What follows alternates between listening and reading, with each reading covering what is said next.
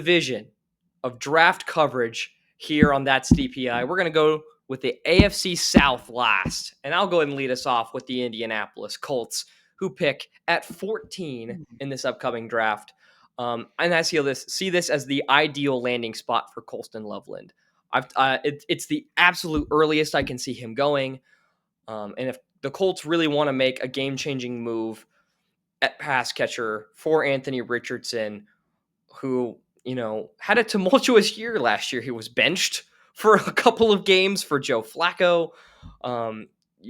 You really want to make sure that you make this year count for his development and for, the coach and the ownership, because they took a pretty big leap on drafting Anthony Richardson, and he has not quite panned out just yet.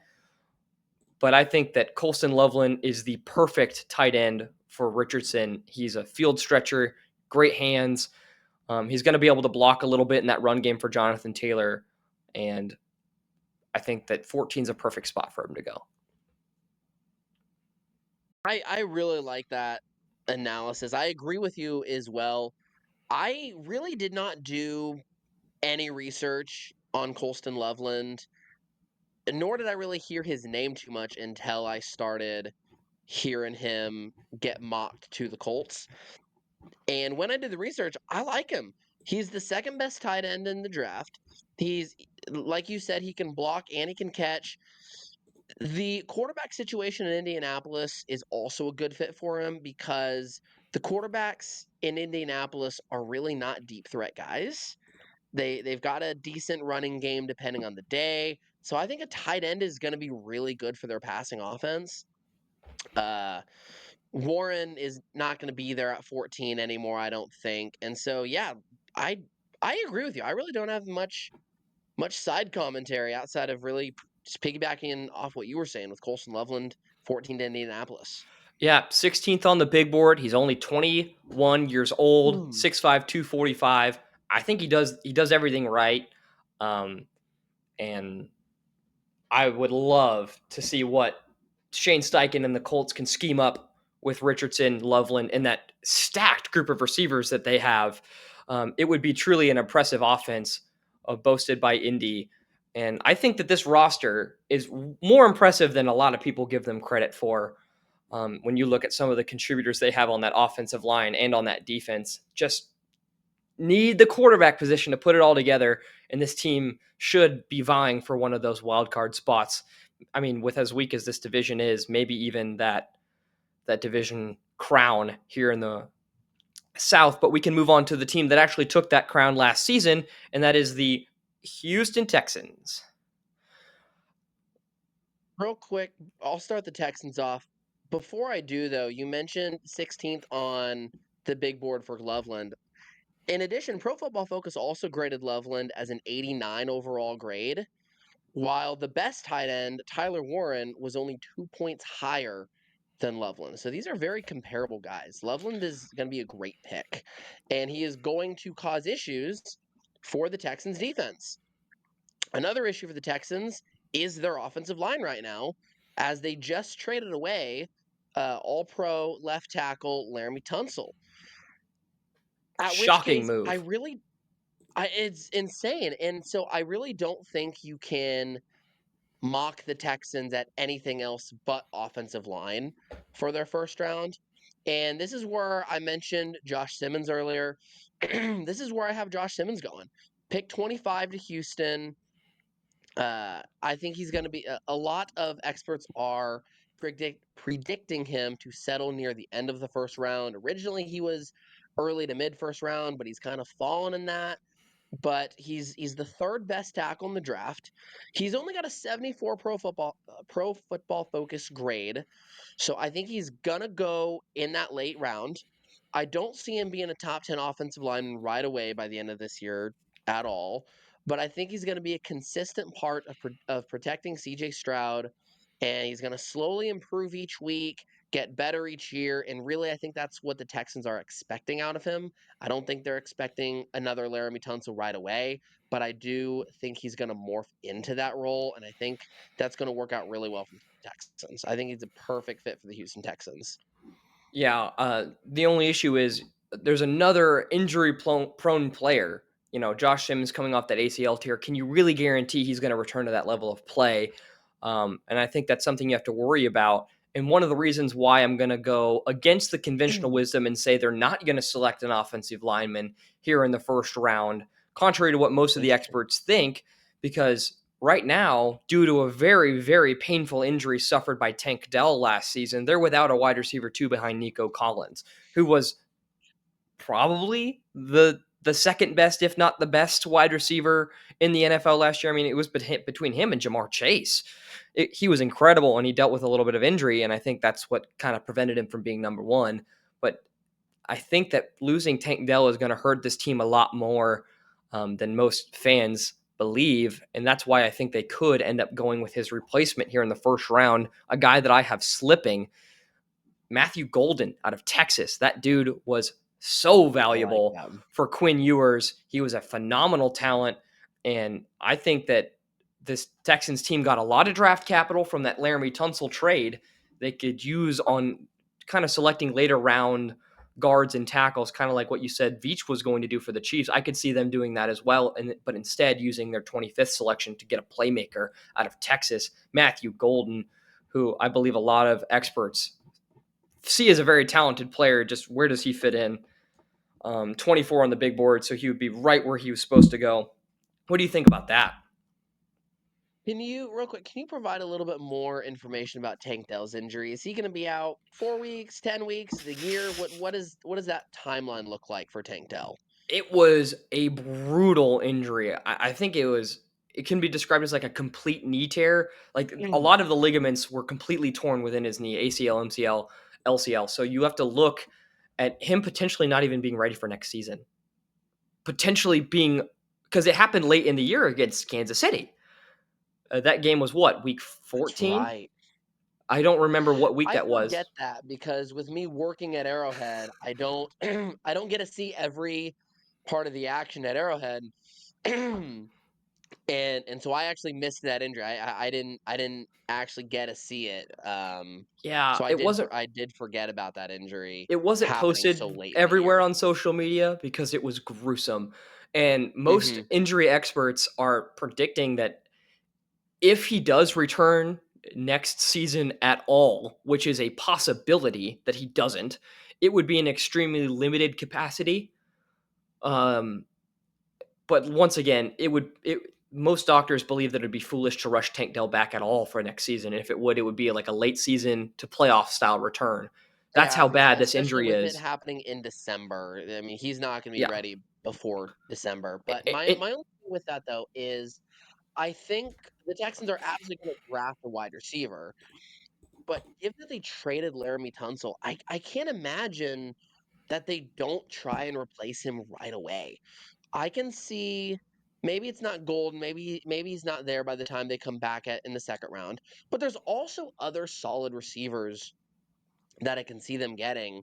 If they don't take a tackle here, I think they've missed out on a tackle unless they get really lucky the way Veach has with Smith and Humphrey. Sure, and I do think that's a possibility. Hmm. But kind of like you were saying, there's a lot of tackles that almost seem too rich for this spot. I do think Simmons will fall to 25, but do you want to, as the Texans continue to stock up on injury-prone players that may not be ready to protect? Because that's the worst-case scenario. You invest so heavily on a tackle, and then Josh Simmons isn't ready to go. And because the Chiefs, at least, if they were to go Simmons, they have a contingency plan. They have Wanya Morris, they have Kingsley that they could slot in there. It wouldn't be good, but at least would be a stopgap until Simmons Yeah, is healthy enough to go. I don't think the Houston Texans have that sort of stopgap. Their current tackle that's replacing Larry Tunzel is a rookie, Blake Fisher, who posted a 46 pass block grade. I mean, Wanya Morris got a lot of hate here in Kansas City, and his pass block grade was like 65. 46. Wanya Morris was never that horrendous. That's like Kingsley level bad. So I think that it's important to understand that Josh Simmons, if he's the only tackle, first round tackle available, is a huge risk for Houston. And so going a guy like Golden could allow you to select, to trade up in the second round and select a more sure thing at tackle. Maybe just do a pass protection specialist, try to help shore up that side of the line. But I do agree with you. You have to invest We're a top 2 pick on a tackle if you're Houston, or you're crazy. we're spending a little bit more time on the Texans, but I think it's going to be. I think we're having good conversation. I want to throw another name out there real quick. This is Gray Zabel, the North Dakota State Bison, who is ranked 27th on the big board and given a 90.4 last season by Pro Football Focus. If you don't want to take the risk at Simmons, is that a guy you're willing to maybe reach for at 25? Maybe. And I think that a lot of people are talking about Zabel as being moved to guard, to an interior guy. But he stands at 6'6", 305. He could very easily play tackle in the NFL. And I would love to see the Lions go with Zabel. But when you look at him, his clear strength is pass blocking. 93.1 pass block grade. He would do really well here for the Houston Texans if they do decide to go with him instead of Simmons. So I think that those 3 guys, Simmons, Zabel, and Golden, are 3 great options. And I would be willing to put money down that it's the pick at 25 is one of those guys for sure. Definitely. I'm fairly confident in that. Houston Texans got a lot of options. If I'm a Texans fan, I agree with you. Those are the 3 names that I would know and be ready for on draft night. But switching, going up 20 picks, we've got the 5th pick in the AFC South also. That is the Jacksonville Jaguars. What do you think about the Jacksonville Jaguars, Zach? I said in my analysis, this is a sneaky place where Tyler Warren could go, as they did just lose their tight end in Evan Ingram. But I do think that when you're talking about the Jacksonville Jaguars, the most likely selection is clearly going to be the interior defensive lineman Mason Graham from Michigan. He is consensus one of the best guys available right now. He's a game wrecker up front, and the Jaguars have a massive, massive need at interior defensive linemen. Both players that play that position had a sub 55 Pro Football Focus grade, and that's Devon Hamilton and Mason Smith. I mean, it fills a need. He's a bona fide playmaker, and he'll likely be available at pick 5. It all makes too much sense.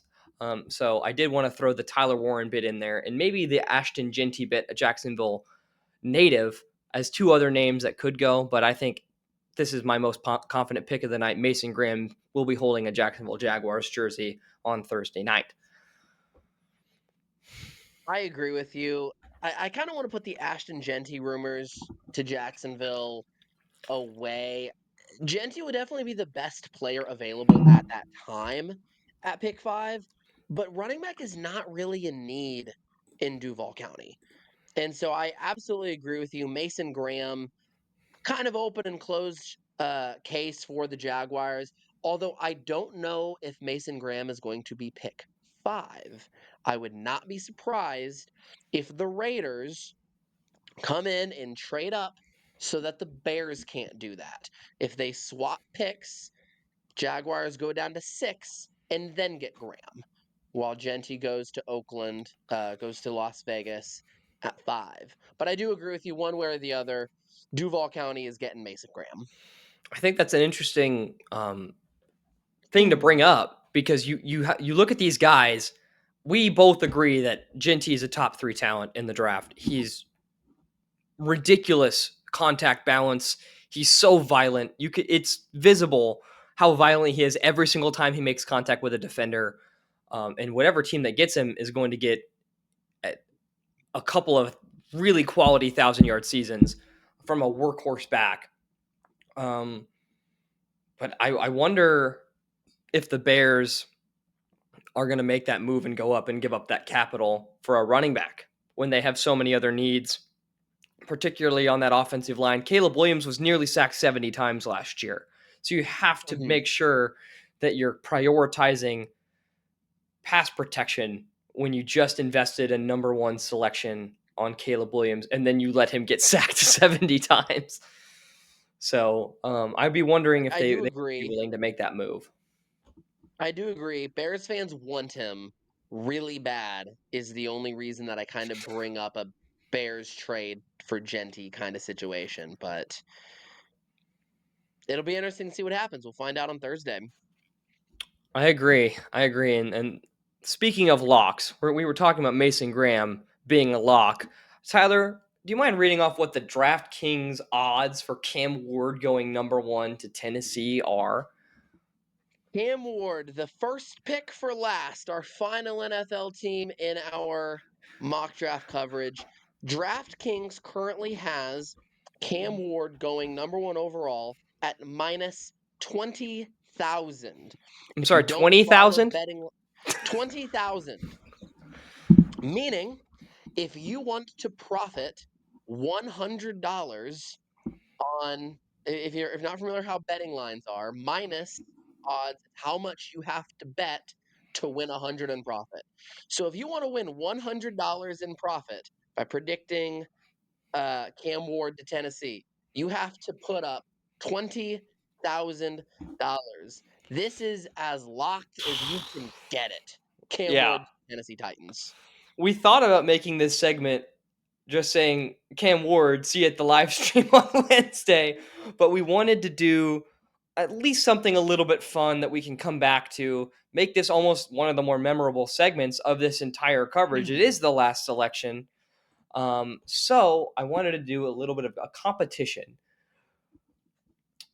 See how close either Tyler or I can get to Cam Ward's final statistics in his first year with the Tennessee Titans. We know it's a certainty he's going to Tennessee, so we can look at their roster and we can predict if he will throw for 4,000 yards or what his statistics will be. So, Tyler, I want you to go first, but I want you to predict passing yards, passing touchdowns, interceptions, and completion percentage. Those four, and then we'll figure out a way to weight it from there.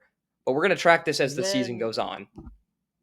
when I look at the situation Cam Ward is going into compared to who Cam Ward is, I look at Joe Burrow in 2020. Joe Burrow, statistically on a win-loss record, did really bad in his rookie year. However, people were watching Joe Burrow and they knew this guy is not the issue. This guy is not the reason that the 2020 Cincinnati Bengals are losing. So Joe Burrow in 2020, in his 10 games, threw 2,600 yards for 13 touchdowns and 5 interceptions. So I am going to say that rookie Cam Ward in Tennessee is going to throw in an entire season. I'm going to say 2,500 yards, 14 touchdowns, and 10 interceptions. And then 25, completion 14, 10. completion percentage. Completion percentage, I don't have that stat, so I'm just going to throw out a random. I'm going to say 66. Okay, 2/3. got it. All right, so that Yeah, is yeah, give your me 63. 63. 63. Okay. Okay, so 2,500 yards, 14 touchdowns, 10 picks, and a 65% completion percentage rate. I agree with everything you said about comparing him to Joe Burrow. I don't think he's actually quite as talented as Joe Burrow was, but in the sense that he's not going to be the problem when he comes to Tennessee. Uh, Will Levis was the subject of many a meme last year, weeks 1 through 8, just suffering back there in the pocket in Tennessee, um, week after week, face planting, throwing horrible interceptions. So I do think to some degree Will Levis's risky play actively made the team worse, and Cam Ward will be much better than Will Levis, who is somebody I liken to a replacement level player in baseball. If you look at the WAR stat, he had a negative WAR. I do believe Cam Ward will have a positive WAR. Um, but the problem with using Joe Burrow to predict the statistics is that he got hurt in his rookie year and only played 10 games.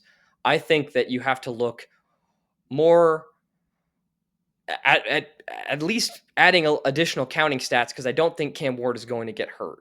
I'm going to go with 3,200 yards, 21 touchdowns. Over 3,000. I am going over 3,000. I'm going with I'm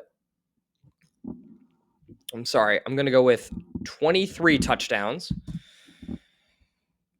9 interceptions, and a 67% completion percentage. Okay.